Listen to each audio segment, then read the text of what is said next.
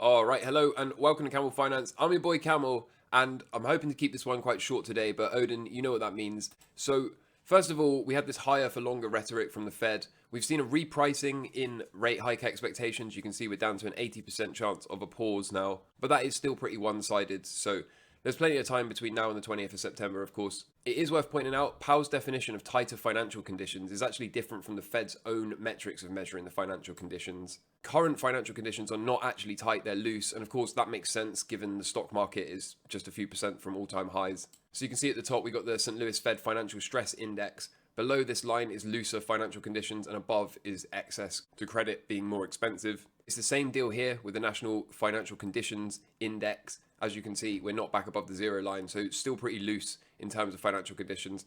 And the Kansas City Financial Stress Index, as you can see, slightly above loose conditions, but no way near tight conditions. So the Fed can keep talking its tough talk, but ultimately the data speaks for itself. In the last 2 years for the S&P 500, we've seen 7 other inside week bar patterns, candlestick patterns for the S&P 500, and 86% of the time we had an average return of 1.1% in the following week.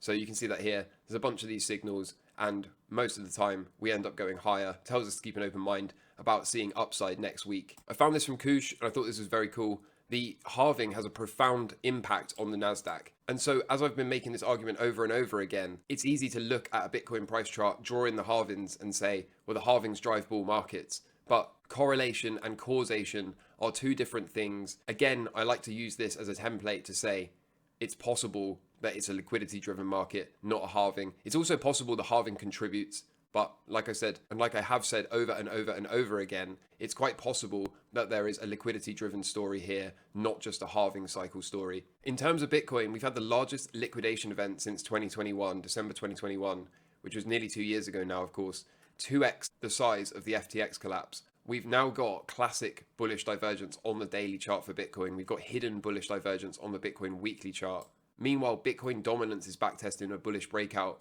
of a 2-year long range. And despite all these calls for 20k, 12k, 10k pouring in, there's actually still no break in bullish structure. So here is the hidden divergence on the weekly, and here is the classic bullish divergence on the daily. So again, tells us to keep an open mind about higher prices. With all that said, let's get into the charts. So unfortunately, I'd love to be able to say we've got certain outcomes for next week, but all I can really say is keeping as objective as possible. We're still in this kind of no man's land, aren't we? On the one hand, if we draw our eyes to this support, this upward sloping blue support line, we potentially have breakdown, retest, looking for resumption lower. But at the same time, we've also got breakout, retest, looking for resumption higher of this first repair. So until we either get above this outside downward sloping red resistance line and confirm that we're going up, or until we sweep the cycle low, then I would say we're kind of still in no man's land. However, that classic two drives pattern that shows up for cycle lows, where we come down, make a low, counter trend bounce, undercut the first low, and then form a swing and mark that as the cycle low, that hasn't really shown up, has it? And instead what we've got is a higher low and a retest of the breakout level. So to me, this hints and leans more bullish than it does bearish. Of course, we'll need to see price either clear this downward sloping red resistance line, as I said, or sweep the low before we go. But all the while that low is in, then we do have potentially a new 40-day cycle ahead of us for the S&P 500. So I remain long and strong, and we see what the market can give. The exact same template of analysis can be applied to the NASDAQ, as you can see. So this is clearly still, at least for now, breakout, retest, looking for resumption with undeniably a higher low above the prior low. So again, it leans bullish in my view. I was talking about the closes being really important this week, and as you can see, whilst we did get a breakdown, we have now recovered this big area of interest. So again, that leans more on the bullish side. We have not confirmed the breakdown yet. Of course, this could roll over, but all the while we continue to hold inside this big box area of interest, then it's reasonable for me at least to expect a breakout to come in the not too distant future. And of course, if that happens, we'll get long the Dow and target the measured move up at around 38k. Had a little counter trend bounce back into resistance. This resistance goes all the way back here. It was support, it's now resistance, and then we eventually end up closing lower for the VIX. So again, I would kind of expect this to continue to play out towards the lows down here, where I'll be looking to take profit on my VIX short. Of course, volatility into Jackson Hole made sense, but given that that's out the way now, I think the market can resume its uptrend, and thus the VIX can resume its downtrend. In terms of the metals, this to me kind of looks like it wants to roll over. It kind of looks like it maybe has to make one more daily cycle before it can consider getting going. So still no trade for gold out of me just yet. Silver, I'm still pushing, as you can see. And this big red one goes all the way back to the prior cycle high, the prior all-time high, excuse me. So if we can get above this downward sloping red one, then I think it's confirmed bull market territory for silver. But have we got a little bit more base building to do? Have we got to work a bit more structure out before we can actually break it? Quite possibly. If we can get a break of that downward sloping red resistance line, I would think $30 comes very quickly, and I'll be interested in adding a position on a breakout of that downward sloping red resistance line. I'm still yet to add the miners, as you can see, fighting around this trend line, so no clear trade yet, but if we can get a push off and particularly clear the high from Thursday's session, then I think this could be a long for me and look something like this. The same is true of the junior miners. So is this breakout retest looking for that resumption higher? If so, then the long can look something like this for the junior miners. Not much change out of Bitcoin, really, if we're honest. We still have, of course, a valid cycle low in play, which we have not taken out yet. So we still have a confirmed cycle ahead of us. Unless, of course, we were to sweep that low, then this would be counted as a failed cycle, and we would expect another 60-day cycle of downside to unfold before we can even think about reversing. Again, all the while we're above this yellow range breakout, then we have still made a big bottom. We have still flipped it into support and are now still looking to leave that bottom behind. And again, all the while we're still above this prior cycle, then we do not have a break in structure. So it tells me at least to be open to seeing upside out of Bitcoin. Although I am feeling less confident about this than I was before we had this big liquidation event. If I pull up this chart here with the window and the fractal, then you can see that cycle low is perfectly inside the window for expected cycle low formation to occur. We still have valid cycle ahead of us, so until that low gets swept, then I'm going to continue to expect this to occur. Of course, if we do anything other than that, if we base sideways or pull down, then we'll scratch this idea off and establish a new plan. But for now, this seems to be still on the cards at least. And lastly, the crypto-related equities. So we are still breakout retest looking for resumption, still above the lows. So again, similarly to the stock market, I think it's reasonable at the moment. We haven't undercut the low. We haven't closed back beneath the downward sloping green resistance line. So I think it's still reasonable to expect upside from here. Although, of course, if not, then we'll just have to deal with whatever the market gives us. I know a bunch of my subscribers are relatively new, so I feel like I should explain this.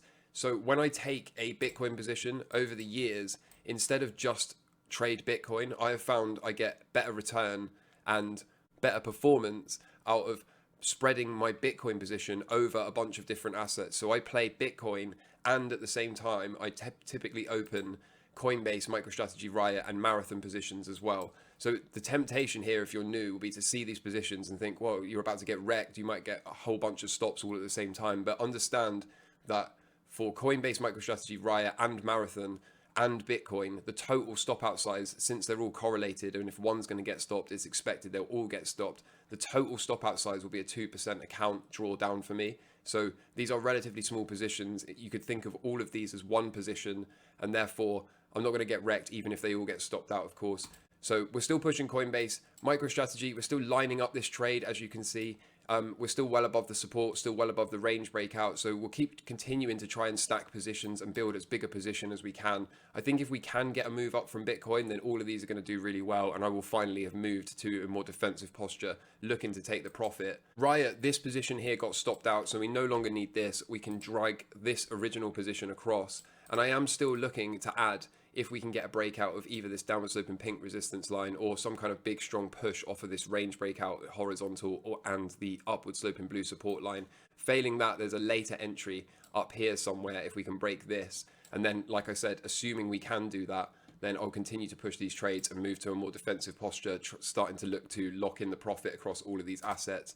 And Marathon here, as you can see, holding the support, this range breakout, if I drag this across, as you can see, still bullish. We're still bullish in structure. It doesn't feel good to have this kind of drawdown, but experience has told me that when I'm building positions, this is the way you get the most out of the market, particularly if Bitcoin is going to do Bitcoin things, right? I want to have as much exposure. I want to continue to build and push positions, because if we are indeed going to have this big bore, full bore bullish melt up, if we are going to put in one of these massive parabolas, then I don't want to be hopping in and out of trades like I do on the S&P and the NASDAQ. You know, with the S&P, we get long on a breakout and then we cut the trade, and then we get long on the breakout and we cut the trade. For the crypto related positions, I want to make sure I've got as much exposure, because if and when, it's a when, not if, isn't it? At some point, a big parabolic advance is going to occur, and I want to make sure I've got as much exposure going into that parabola as possible. So even if all of these positions end up getting stopped out and I take a bit of a loss and I've wasted a lot of time building these positions only to give most of them back, that's okay, because at some point that parabola is going to come and I will have stacked a bunch of positions on top of each other,